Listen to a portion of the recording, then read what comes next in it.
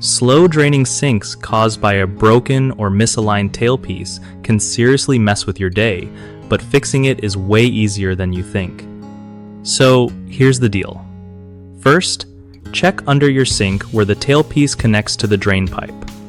If it's loose or looks crooked, that's probably why the water's not flowing right. Grab a wrench and gently tighten the slip nuts. You don't want to crank too hard, or you might crack the pipes. If tightening doesn't do the trick, try loosening everything and realigning the tailpiece so it sits straight and fits snugly into the drain.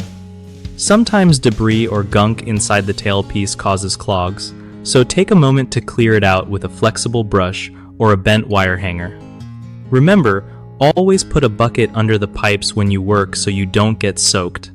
After putting everything back together, run water to see if it drains quickly now. If it still drags, there might be a clog further down, but usually, fixing the tailpiece alignment solves most slow drain issues. One of the biggest mistakes that cause slow draining sinks with tailpieces is over-tightening the slip nuts, which can crack plastic pipes.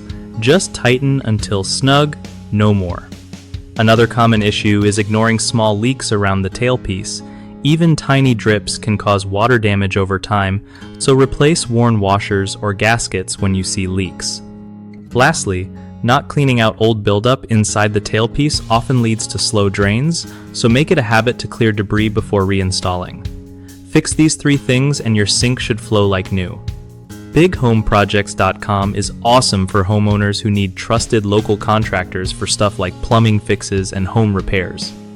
It also helps contractors find steady work by connecting them with people who actually need their skills. Pretty cool for both sides.